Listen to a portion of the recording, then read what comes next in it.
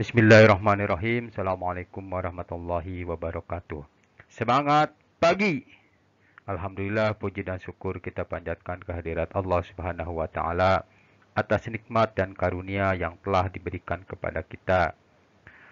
Tak lupa semoga salawat dan salam senantiasa tercurahkan kepada junjungan kita Nabi besar Muhammad sallallahu alaihi wasallam, kepada keluarga, kepada para sahabat dan para pengikutnya yang setia hingga akhir zaman. Setelah sebelumnya kita membahas tentang input device switch pada transmisi chassis electronic control system. Sekarang kita lanjutkan pembahasan ke input device sensor. Ya, input device sensor. Yang pertama yang menjadi pembahasan adalah lever position sensor. Nah, untuk lever position sensor letaknya seperti terlihat pada gambar.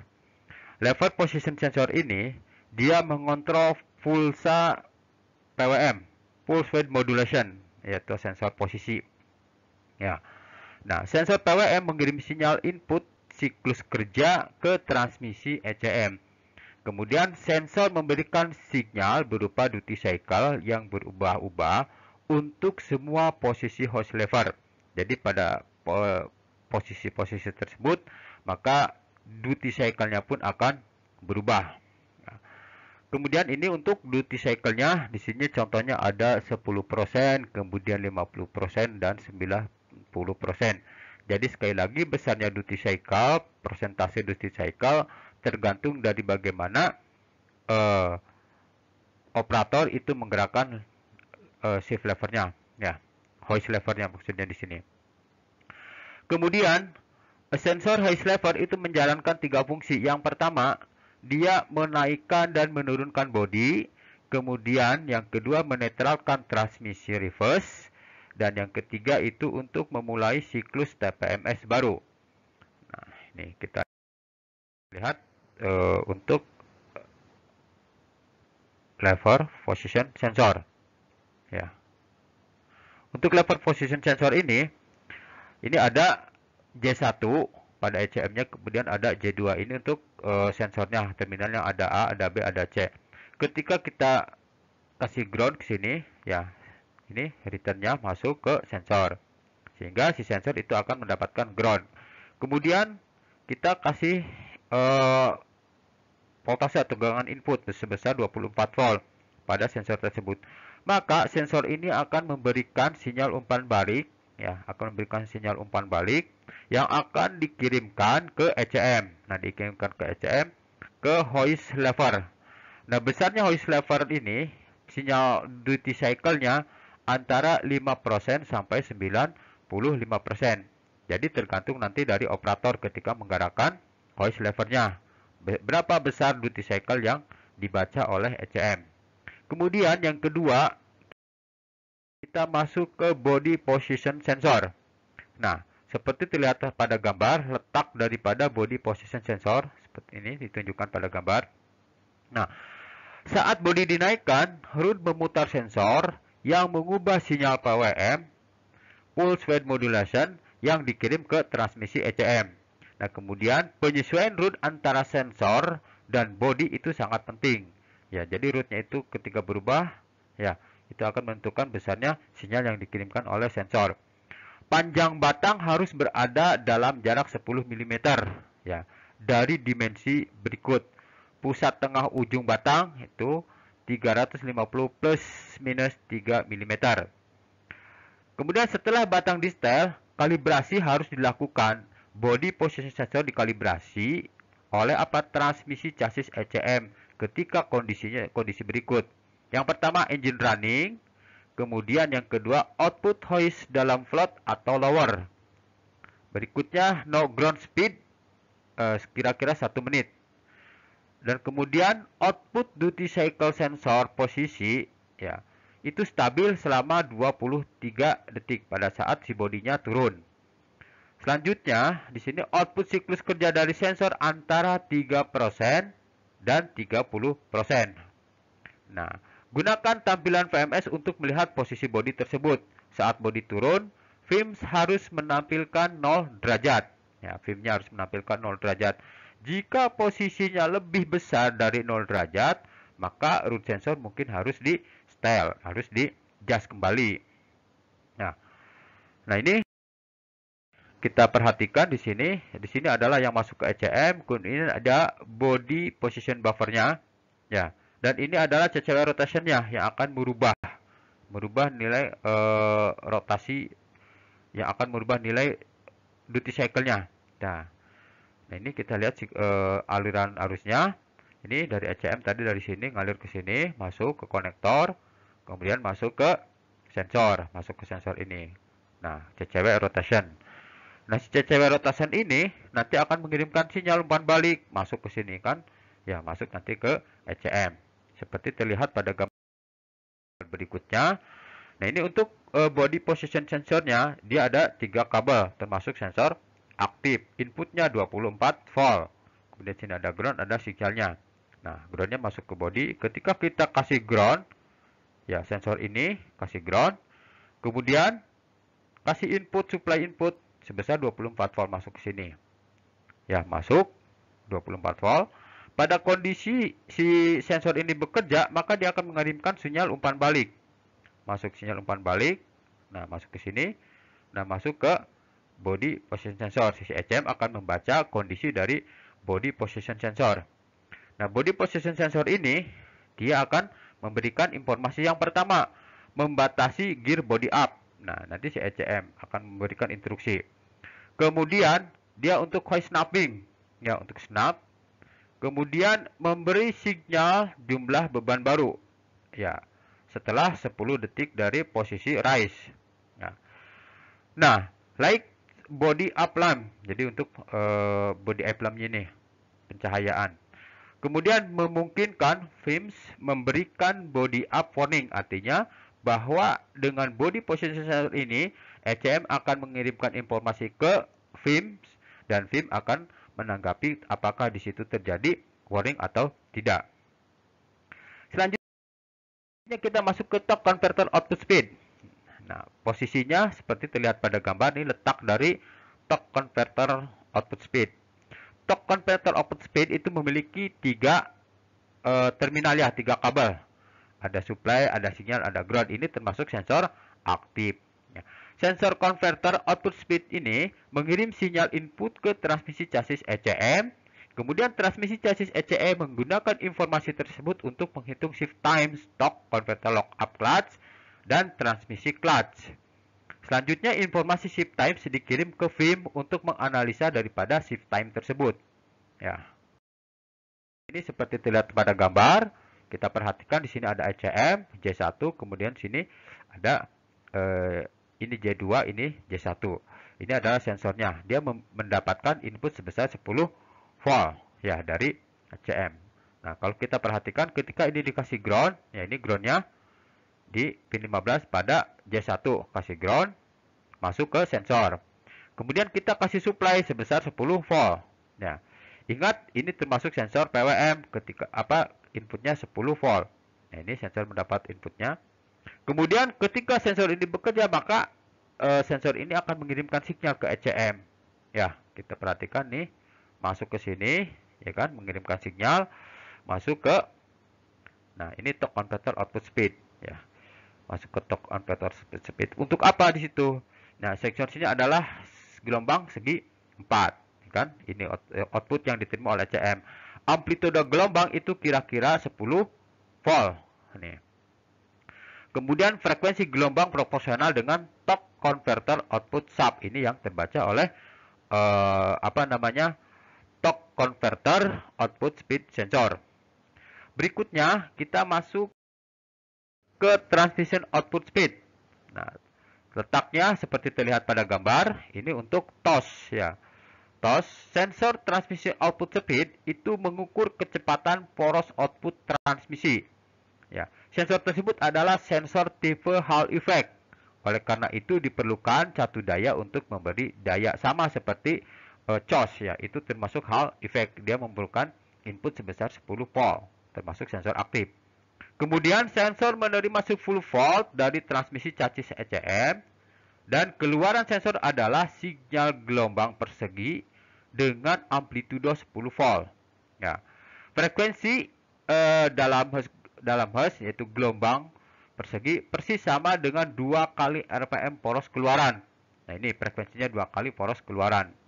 Ya. Sinyal juga digunakan untuk yang pertama untuk transmisi automatic shifting. Ya. Yang kedua untuk operasi speedometer. Kemudian yang ketiga untuk traction control system TCS top speed untuk membatasi speed daripada TCS. Kemudian untuk TPMS ya, untuk menghitung jarak daripada truk ya, TPMS. Kemudian di sini dia akan memberikan input ke VIM untuk menentukan warning kategori. Jadi dia akan memberikan inputan ke VIM sehingga VIM bisa membaca warning kategori yang terjadi pada TOS tersebut. Kita lihat ini di gambarnya, ini untuk sensornya ada 3 kabel termasuk sensor aktif, inputnya 10 volt, Hall effect di sini ya. Hall effect sudah dijelaskan di pertemuan sebelumnya. Nah, kemudian ketika dikasih ground ke sini, kita kasih ground masuk, ya kan?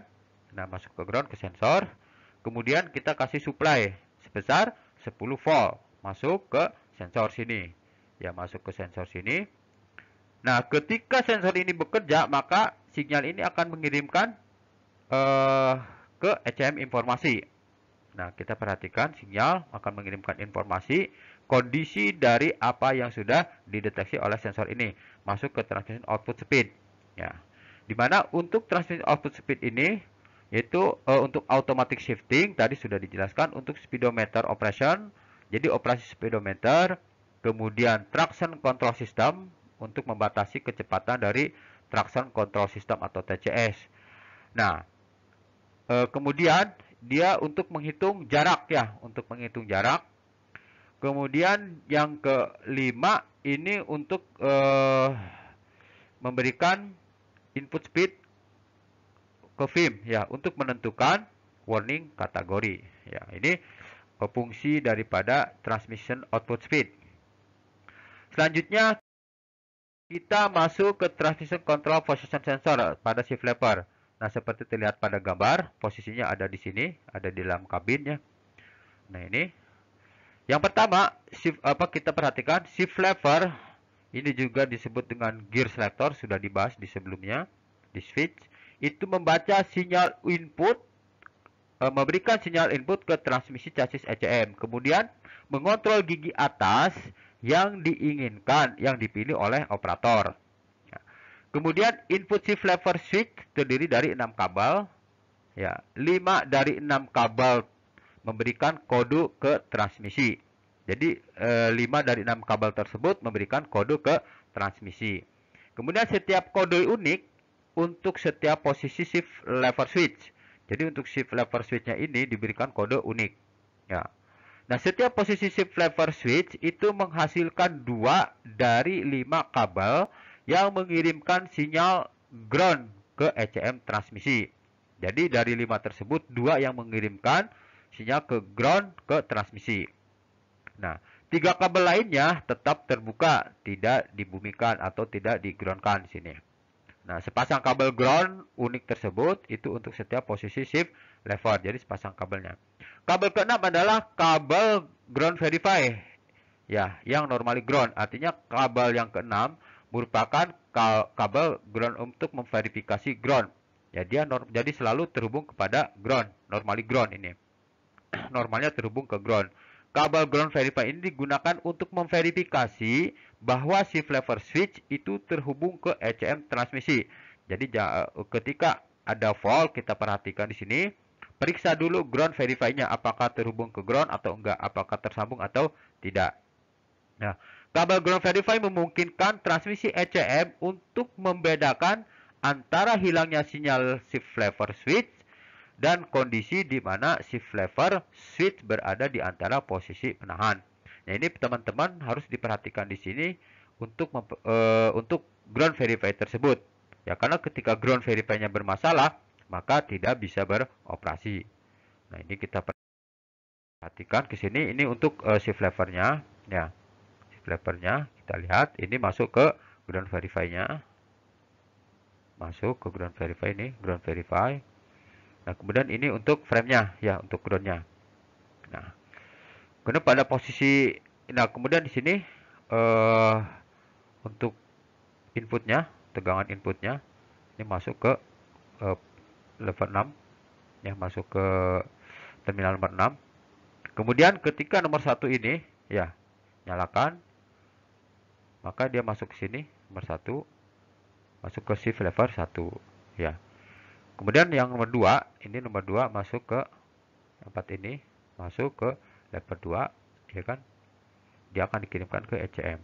Kemudian ketika berikutnya nomor 3 masuk ke nomor 5, ya, masuk ke sini. Ya, dari sini akan kirimkan ke ECM. Ya. Jadi nanti prosedurnya adalah ketika ini dijalankan, maka si sensor akan membaca, ya, akan membaca 1 dikirim ke sini, masuk ke lever shift lever 1. Kemudian yang kedua masuk ke sini, nanti masuk ke shift lever 2. Yang ketiga, ya, si sensor akan membaca, masuk ke sini, masuk ke shift lever 3. Kemudian berikutnya sini, ya, masuk ke sini, maka yang 4 akan mengirimkan sinyal ke ECM. Nah, kemudian yang terakhir di sini, ya, kelima, ini masuk ke shift lever 5. Nah, ini. Jadi teman-teman di sini harus jeli, ya, mana dari sensornya, mana dari shift levernya, kemudian mana yang ke jalur yang ke ECM.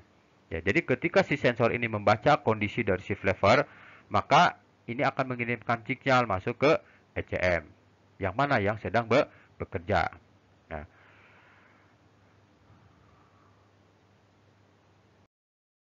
Nah, kemudian kita masuk ke temperatur sensor oil transmission. Nah, ini posisinya berada di sini. Kita perhatikan bahwa transmission oil temperatur sensor adalah sensor PWM.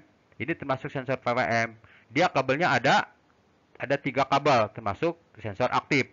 Ada input, kemudian ada sinyal, ada ground. Nah, untuk apa? Untuk memberitahu temperatur tentang oli transmisi. Kemudian si ECM akan mengirimkan sinyal ke FIM untuk menginformasikan ke operator kondisi dari temperatur oli transmisi.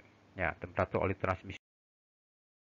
Nah, ini kita perhatikan ke sini untuk temperatur sensor transmission oil, ya. Nah, ini ada 3 kabel, ini masuk ke frame, kirim ke ground. Nah, kemudian si ECM akan mengirimkan akan memberi input sebesar 8 volt. Nah, maka sensor ini akan bekerja. Sensor ini akan bekerja. Ketika sensor ini bekerja, maka di sinyal, ini sinyalnya akan mengirimkan informasi. Kemudian masuk ke ECM. Ya, sehingga ECM akan mengetahui kondisi dari temperatur oli transmisi. Kemudian selanjutnya kita masuk ke temperatur sensor torque converter outlet. Ini juga sama, ya. Ada 3, ini termasuk sensor aktif. Ya. Kemudian torque converter outlet temperatur sensor adalah sama sensor PWM. Ya, berarti duty cycle nanti yang diberikan. Memberitahu ECM temperatur oli dari torque converter. Kemudian ECM akan mengirimkan sinyal ke FIM untuk menginformasikan ke operator kondisi dari temperatur oli torque converter. Ya. Nah, kita lihat ini di gambarnya, ya, diagram skematiknya. Ini sensornya, inputnya 8 volt. Ingat, ini termasuk sensor PWM, inputnya 8 volt. Ya, ini ECM-nya. Ya, nanti akan menerima informasi dari sensor. Kita kasih ground dulu, ini masuk ke frame groundnya, masuk sini. Kemudian si ECM akan memberikan inputan sebesar 8 volt, masuk ke sensor. Nah, ketika sensor ini bekerja, ya, setelah mendapatkan power, tergantung nanti dari suhu yang terbaca. Nah, ini akan diinformasikan suhu oli yang terbaca oleh sensor tersebut. Sehingga sinyalnya ini akan mengirimkan informasi. Masuk ke ECM. Ya, masuk ke torque oil temperatur sensor. Sehingga ECM akan bisa mengetahui kondisi dari torque converter temperatur oilnya. Nah, ketika ada terjadi high temperatur, maka ECM akan mengirimkan ke FIM. FIM akan menginformasikannya ke operator. Nah, demikian untuk input device sensor pada sistem kontrol transmisi. Semoga bermanfaat, kurang lebihnya mohon maaf. Assalamualaikum warahmatullahi wabarakatuh. Semangat pagi!